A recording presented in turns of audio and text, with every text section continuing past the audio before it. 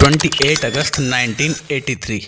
हर रोज के जैसे सुरेश रात को करीब 8 बजे अपनी दुकान बंद करके कार से घर वापस लौट रहा होता है। वो अपने घर के दरवाजे के बाहर पहुंचकर अपनी पत्नी उमा को दरवाजा खोलने के लिए गाड़ी का हॉर्न बजाता है। उसने गाड़ी का दरवाजा खोला ही था, वो देखता है कि दो लोग उसकी तरफ तेजी से आ रहे थे, जिनमें से एक ने सुरेश से हाथ मिलाया और दूसरे ने पिस्टल से उस पर गोली चला दी,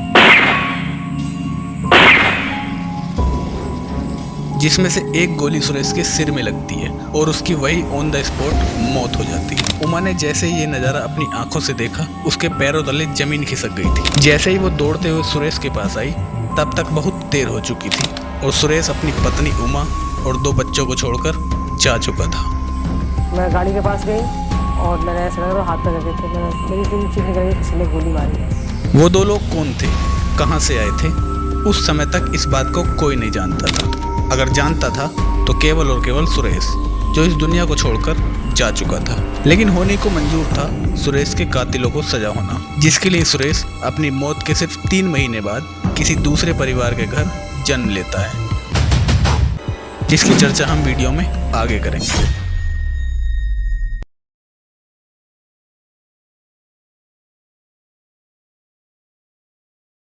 12 दिसंबर 1983।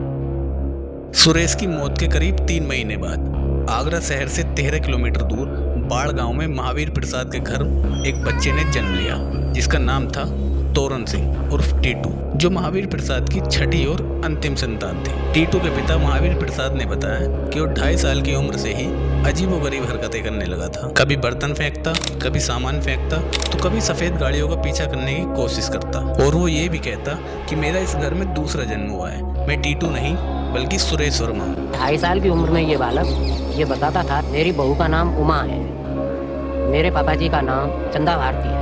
2.5 साल की उम्र में टीटू की ये बातें घर वालों को शौक करने वाली थी। उसकी इन्हीं हरकतों की वजह से सभी लोग बहुत परेशान हो गए थे। हद तो तब हो गई जब एक दिन उसने अपने माता पिता को माँ बाप कहने से इनकार कर दिया था। माँ को माँ नहीं समझता है, पापा को पापा नहीं समझता है, भाइयों को भाई नहीं समझता है, और हमेशा इसी रट में लगा रहता है कि मैं आपके यहाँ तो दिन काट रहा हूँ। वो कहता कि तुम मेरे माता पिता नहीं हो, मेरे माता पिता तो यहाँ से 13 किलोमीटर दूर आगरा शहर में है, जिनका नाम चंदा भारती और राजकुमारी है, और मेरी पत्नी का नाम उमा वर्मा है। वो अपनी माँ से ये भी कहता कि तुम ये कैसे कपड़े पहनती हो, मुझे बिल्कुल भी अच्छा नहीं लगता है, मेरी उमा तो 2000 की साड़ी पहनती है। मेरी उमा तो 2000 की साड़ी पहनती है, तुम गंदी धोती के बाहर मत जाओ। उसकी ये बातें सुनकर लगता कि वो लौटना चाहता है उस जिंदगी में जो वर्षों पहले ही खत्म हो चुकी है। हिंदू धर्म के बहुत से पुराणों और ग्रंथों में बताया गया है कि जो जन्मा है उसका अंत भी निश्चित है और मरने के बाद उसका पुनर्जन्म भी निश्चित है। लेकिन आज के विज्ञान के दौर में ये बातें कुछ फीकी सी दिखाई पड़ती हैं, जिन पर यकीन करना थोड़ा मुश्किल होता है। अब घर वालों को ये तमाम बातें लगातार परेशान कर रही थी और टीटू की ये हरकतें आसपास के लोगों में फैलती जा रही थी। अंधविश्वास से जकड़े आसपास के लोगों को ये लगने लगा कि उस पर किसी प्रेत आत्मा का साया है। लोगों के कहने पर घर वालों ने टीटू की झाड़ फूक कराई, टोने टोटके कराए, यहाँ तक कि ताबीज तांत्रिक का सहारा भी लिया, लेकिन कुछ भी काम नहीं आया। धीरे धीरे उसकी उम्र बढ़ती जा रही थी। टीटू अब 5 वर्ष का हो गया था और इन्हीं सब बातों के बीच टीटू की यादों में बसने वाले किरदार न सिर्फ बड़े होने लगे थे बल्कि उसको परेशान भी करने लगे थे। वो लगातार जिक्र करता किसी सुरेश रेडियोज नाम की दुकान का। एक बार जब उसके घर वाले उसको कपड़े दिलाने के लिए दुकान पर गए तो वो बोलता कि मैं ये कपड़े नहीं लूंगा, और अपने पिछले जन्म के दोनों बेटों रोनू और सोनू को कपड़े दिलाने की बात करता। अब जब पानी सर से ऊपर जाने लगा और टीटू अपनी ही रट लगाए रहता तो घर वालों ने आगरा शहर में टीटू के बताए गए रिश्तों को कुरेदने का फैसला किया। 5 साल के टीटू को तलाश थी अपनी पत्नी की, अपने 2 बच्चों की और उसके मुंह से बार बार दोहराए जाने वाले नाम की दुकान सुरेश रेडियोज की। इनकी दुकान है वो। यानी टीटू के बिखरे तार जोड़े थे आगरा शहर से, और उन बिखरे तारों को जोड़ने के लिए टीटू का बड़ा भाई अशोक अपने एक दोस्त के साथ आगरा निकल पड़ता है। अशोक वहां पहुंचकर आगरा की हर गली हर सड़क पर सुरेश रेडियोज नाम की दुकान तलाशने लगता है। बहुत कोशिशों के बाद वहां के सदर बाजार इलाके में टीटू के भाई यानी अशोक की नज़र एक सुरेश रेडियोज नाम की दुकान पर पड़ती है। ये वही दुकान थी जहां आने के लिए टीटू बार बार घर वालों से जिद कर रहा था। अशोक मन में बहुत से अधूरे राज लिए उस दुकान के अंदर चला जाता है जहाँ बैठी थी एक महिला जिसका नाम था उमा वर्मा। अब अशोक ने उमा से उस दुकान के मालिक का नाम पूछा। उसने बताया कि उस दुकान के मालिक का नाम सुरेश है, जो उमा का पति है, जिसकी मौत 28 अगस्त 1983 को ही हो गई थी। अशोक ने वो सब उस महिला से सुना जो टीटू घर वालों से बताया करता था। जी मेरा फोटो है सुरेश का, जी आपको है सब जगह उड़ी गई जगह। इन सब बातों को बेबुनियाद मानकर बात वहीं खत्म हो गई थी। टीटू का बड़ा भाई अशोक अपने घर वापस आ चुका था, लेकिन अशोक के द्वारा टीटू की बताई गई बातें उमा को लगातार परेशान कर रही थी। न चाहते हुए भी उमा उस टूटे बिखरे रिश्ते को दोबारा कुरेदने अपने सास ससुर के साथ टीटू के बाड़ गांव चली जाती है। जिन लोगों की याद में 5 साल का टीटू हमेशा परेशान रहता था, वो लोग अब उसके सामने ही थे। उमा और उसके सास ससुर को देखकर उसके चेहरे पर एक अजीब सी हंसी भी थी और टीटू उनसे ऐसे मिला जैसे कभी बिछड़ा ही ना हो।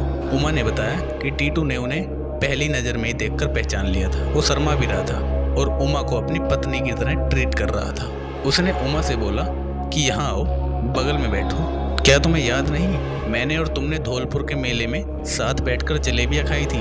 उमा के लिए ये बात बिल्कुल शौक करने वाली थी, क्योंकि जो टीटू बता रहा था वो बिल्कुल सच था।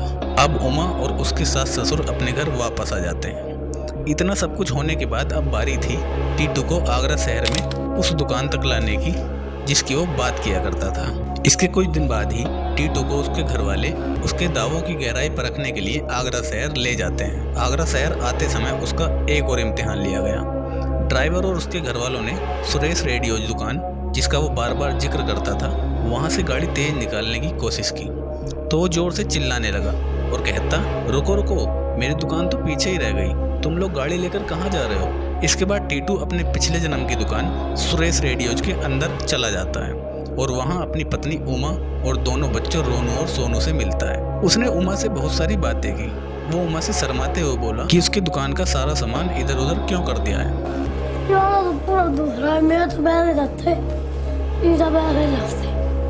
इतना ही नहीं, उसने ये भी बताया कि शाहगंज वाली कोठी में एक पार्टिकुलर जगह पर उसने सोने चांदी के सिक्के भी दबा रखे हैं।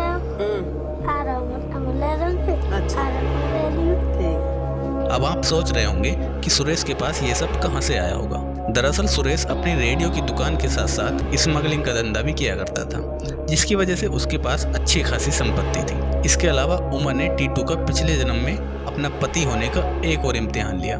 उसने अपने दोनों बच्चों रोनू और सोनू को टीटू को बिना बताए कुछ बच्चों में खेलने के लिए छोड़ दिया था और टीटू से कहा कि उन्हें वहां से लेकर आओ। तो टीटू बिना किसी झिझक के उनको उमा के पास ले आता है। इन सारी बातों को सुनकर दोनों परिवार का मानो दिमाग हिल गया था, क्योंकि टीटू की अभी तक की बताई गई सारी बातें सच साबित हुई थी। इसके अलावा टीटू के सर में गोली लगने के कुछ निशान भी थे, जो सस्पेंस और भी गहरा कर रहे थे। और यहीं से सबसे ज्यादा चौंकाने वाले सबूत भी मिले, जब दिल्ली यूनिवर्सिटी के डॉक्टर एन.के. चड्डा और अमेरिका की वर्जीनिया यूनिवर्सिटी के डॉक्टर एंटोनिया मिल्स ने तोरण सिंह यानी टीटू के मामले की जांच की तो पता चला कि टीटू की दाहिनी कनपट्टी का निशान सुरेश की पोस्टमार्टम रिपोर्ट की जांच से जिस जगह पर सिर में गोली मारी गई थी उससे मैच कर रहा था, और जिस जगह से गोली खोपड़ी से बाहर निकली थी ठीक इस जगह भी टीटू के निशान बना हुआ था। इसके बाद जैसे ही ये बात आगरा कोर्ट में पता चली तो सुरेश के कातिलों का पता लगाने के लिए कोर्ट ने दोबारा सुनवाई शुरू कर दी थी। 5 साल के टीटू की